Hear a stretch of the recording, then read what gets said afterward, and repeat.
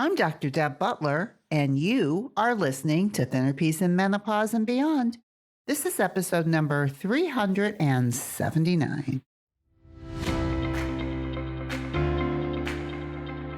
Welcome to Thinner Peace in Menopause and Beyond. This is Dr. Deb Butler, Master Life and Weight Coach, and as always, your coach. If you're a woman and you're smart and you're successful and you've been struggling with weight your whole life, and now menopause is making it harder than ever, and you are ready to make this the last time you ever have to go on a diet again, then this podcast is for you. Stay tuned. Well, hello, all my dear friends all over the world, and I do mean all over the world.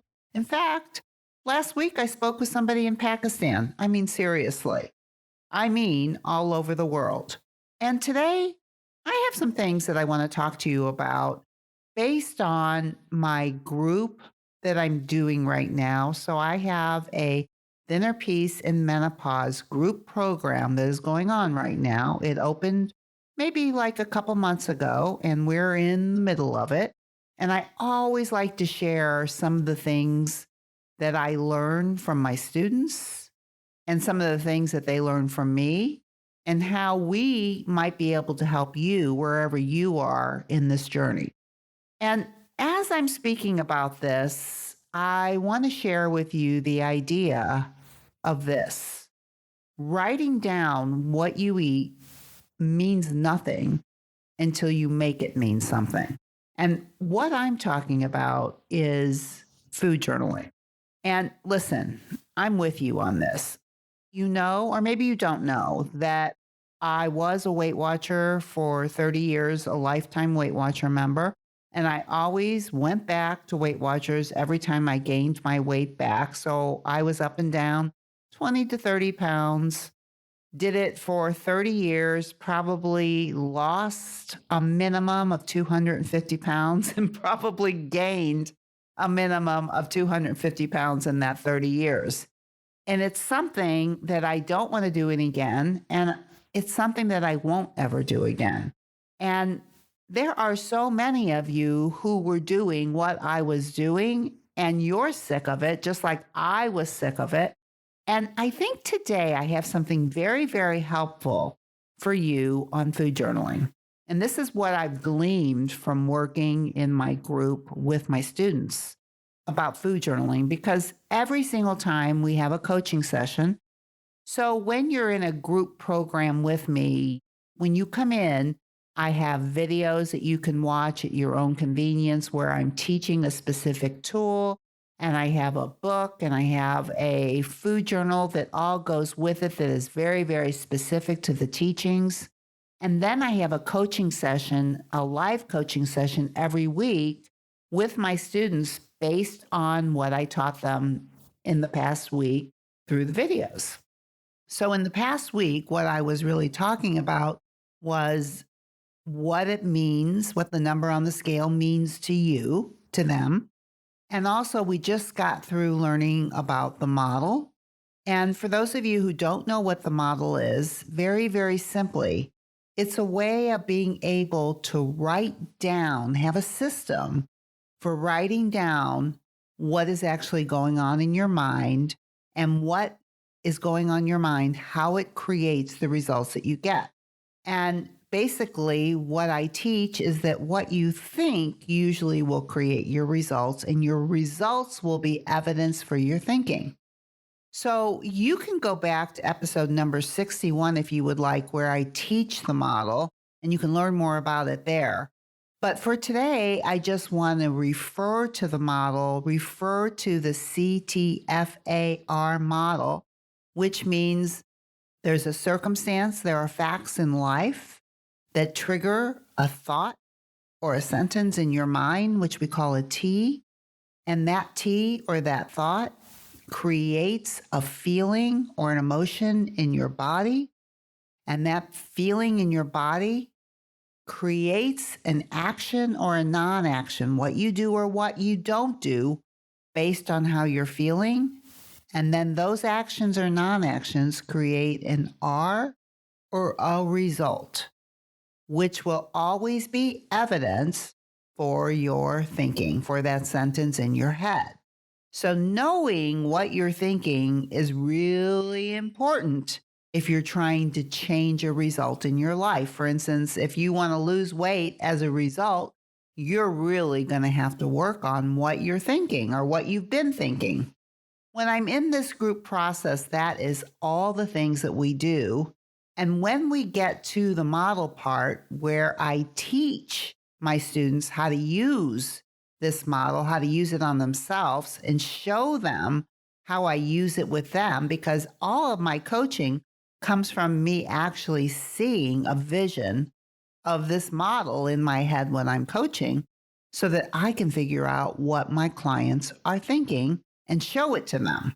Either they're going to like it or they're not going to like it. If they don't like the result that they're getting, it's very, very important that they can see their thinking.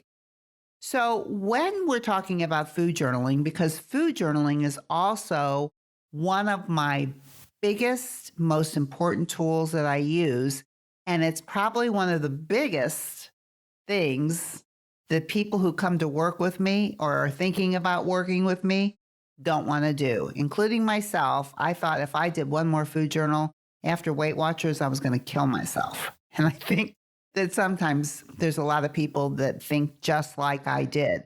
And I want to share some of that with you today and how you can turn it around, because the thing about the food journals that I use is, and what I think is so fascinating about it, is that I really don't care so much when I'm looking at a food journal as to what somebody is eating, because I have columns in this food journal for everything in terms of why you're eating or the types of eating. Like if you're eating for fuel, nutritious food, or if you're eating for joy, which is non-nutritious food, you eat it because it tastes good, or if you're using it to fill an emotional hole, fuel, or joy, all of that can be depicted in a food journal along with numbers.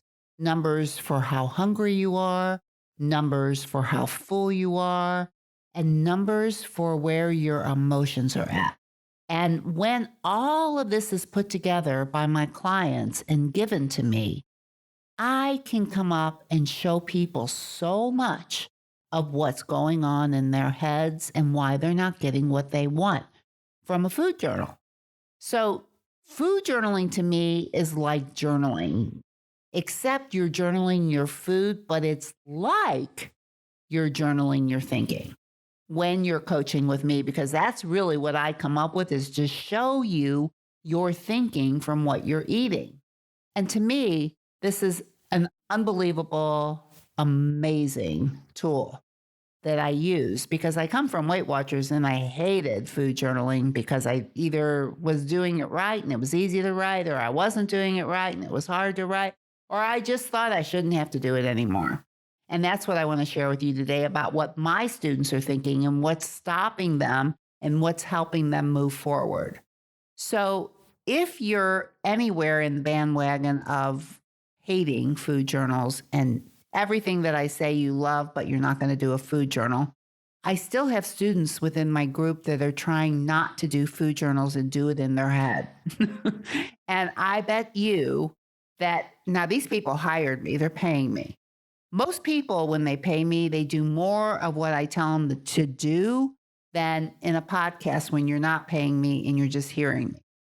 But I also want you to know, even after some people pay me, they're still trying to figure out a way how they don't have to do it. Oh, I can just figure out my numbers in my head. Oh, I think I can figure out my emotions. Oh, I'll remember what I ate, or it doesn't matter. Or the brain goes to, I don't even want to see what I just did. And if I don't see it, maybe it doesn't even exist. It's crazy what we do in our mind with food journaling. And yet, and this is for me, the food journaling that I teach is a way for me to get into your mind about why you're eating when you're not hungry. That's really all it is. And that is the most important information that you can ever get from anybody. Because I can tell you, oh, you shouldn't eat that. You should eat this. But I don't have to tell you that because I know you know that. What you want to know from me is why you're doing what you don't want to be doing when you know better. And the reason is because you have thoughts going on in your head that are getting in the way, they're snaking in and out, and you don't see them. And when you do see them, they seem realistic. They seem like the truth.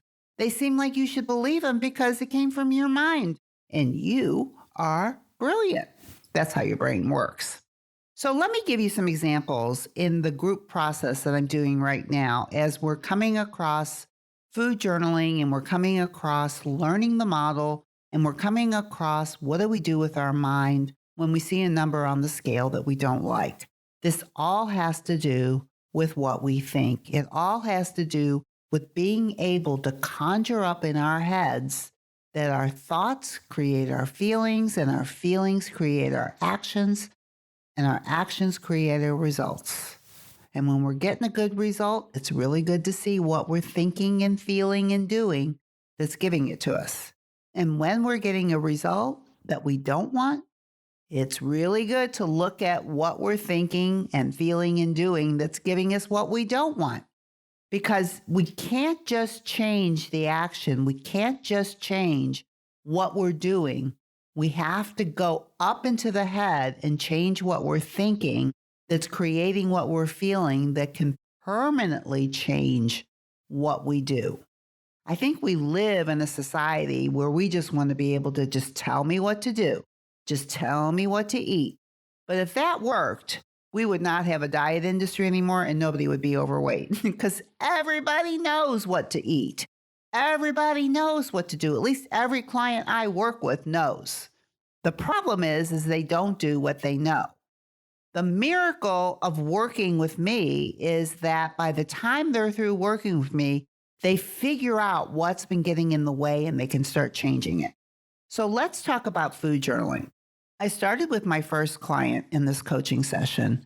And one of the things that she related to me and one of the things that she really wanted help with was how to change her mind around food journaling because she said a few things. And this is what I want you to hear. She said to me that she's been scarred by food journaling. Now, she's probably around your age, probably in her 50s, and she's been doing the same thing you've been doing your whole life, going up and down, trying diets, all that stuff. And food journals and some of the things that happened with food journals in the past, she believes has scarred her. That is what she said. Now, I want you to think about this, that if you think over and over in your head without even knowing you're thinking it, that food journals scarred me, do you really think you would want to do food journaling? Of course not. Why would you do anything that you even think would cause you harm? But until she said it, I mean, she said it a few times, but she thinks that food journaling scarred her. She looks at that as if it's a fact, like a real thing. But it isn't. She just did food journaling in the past, and she had some people say things to her as she related to me about some of the things that she ate in her food journal, and it bothered her that they said it. And it made her not want a food journal ever again because she didn't like being judged on her food journaling. That's the way she looked at it. And it scarred her from wanting to do it. So I want you to think about that. So as I was speaking to her, and I said that to her, how do you feel when you think food journaling scarred me? And it's almost like the feeling is fear, avoidance. And we went back and really looked at that thought because I said, because here's the thing. Right now, when she's working with me, she's actually food journaling more than she's not. And so I thought that was really interesting is that she's got the thought that it scarred me. And at the same time, she's still doing a lot of it. And I said, just think how much easier it would be and how much less friction there would be if that thought wasn't running around all the time. because up until that moment, she thought she was telling me a fact of life about food journals and her. It scarred her. But I said it was only her judgment of what happened. Because one of the things that she was saying to me about food journaling right now is that she wants to be less judgmental about her food journaling. Well, it's really hard to be less judgmental about your food journaling when you think it scars you, right? And then your own judgment of what you put down continues to scar her and would scar you with that thinking. And then I said to her, and this is what I want you to think about if you're thinking about doing the journals the way I teach you how to do them. Because really what she said is, I know that what you teach and how you teach it is different than anything or anybody that I've ever heard. And I believe that you have the answer for me. Now, that's a pretty good belief. That's a pretty good thought. And I said, well, when you think that, how does it make you feel? And she said, hopeful and even excited, right? Like she believes that maybe, not even maybe, that this is the answer, that this is what she needs. And then we spoke about that whatever was going on in the past was what she should have done then because she did it. And maybe it didn't scar her, but maybe she learned something about it that she didn't know before that she wouldn't do again. So it became a source of wisdom for her. It's just like the same thing with dieting. It's like I dieted for 30 years. I did Weight Watchers. I did so many things. And I could think right now how much I failed. And if I did think that, I would never have come up with something different. Because most people that come into my program have the thought they have failed so many times, they're going to fail again. And that's the exact same thing that she was doing with food journaling. She was taking what she did in her past, brought it into the present moment, and felt scarred before she even started. I really want you to think about that. Because in the end, where she took herself and how we started rethinking this is going to scar me into this is going to give me wisdom, this is going to help me. But, to really believe it, right? Because when you come up with a belief that this is going to scar me, you can't just go to food journals are the best thing that ever happened to me. She can't go there. She wants to. She logically can see it. Intellectually, she can think it, but she can't 100% believe it. But what we came up with, and we call this laddering thoughts, like we can't come up with the highest thought, but we can come up with a better thought than this will scar me or it has scarred me. It's possible this could help me. It's possible that this could help me more than anything else I've ever done. It's possible. And I love thinking it's possible when you believe it is. Now, for her, she's in a group of women who are showing her that it's possible, which is the power of group coaching, is that you can see other people thinking and doing things and changing and transitioning and transforming in ways that you're not yet. And everybody helps everybody when they get coached by me and I show one person their thinking, it shows a whole group what they could be thinking. So after I talked to her about her food journaling and really looking at the thought of it scarring her to creating something that it's possible could help her more than anything, and that she believes that that is a possibility, she can start catching her brain when it goes, oh gosh, no food journaling for you, it's going to hurt, to, you know what, this could really help. And that was part of the thought that she would be using some of the time, because that's why she joined the group, is she thought that what I had to teach was different and that she has the wisdom to see that because of years of doing other things. And now she has a brain, a 50-year-old brain is a whole lot more helpful than a 30-year-old brain in terms of being able to see what's been going on, which is my job, is to show you and help you become the observer of your own mind. So for her, I think food journaling will get a lot easier for her because she will be able to catch her own mind from the coaching that I did. And then that led to an email that I got from another one of my students who was so thrilled with me coaching her because she got to see herself. And what she said in her email to me is, thank you so much for coaching this woman that I did and talking about food journals. Because what she was doing with food journals is she would food journal as long as she thought she was doing the right thing. But whenever she was eating foods that she thought she shouldn't be eating, she just wouldn't write it down. She would skip days, is what she said, thinking that if she didn't write it, it would be like she didn't do it. And this was an awakening to her that this was actually going on in her brain. Like when I tell you this and when we're talking about it, you would say, well, that's ridiculous. Of course I know. I know I ate it. But your brain is trying to tell you, go ahead and eat it. Don't write it and we'll pretend like it didn't happen. And that's why it's so important to journal everything without your judgment, to put it all down. Because when you put everything down, there is a purpose and a process for everything in my food journal that will help me show you what's happening inside of you by what you're eating. Tell me what you're eating, I'll tell you what you're thinking. I mean, seriously, that is an amazing process to me. And for her, it woke up her mind. And I didn't coach her, but she too was having problems with food journals. She too was having thoughts that were getting in her way.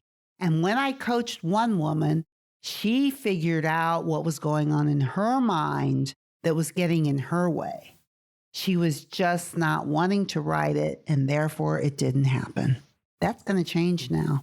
Thanks to the power of coaching, thanks to the power of the model being able to see our thoughts, how they create their results. So that's what I want you to think about this week as I'm going through these processes in my group with my students. You can do it too.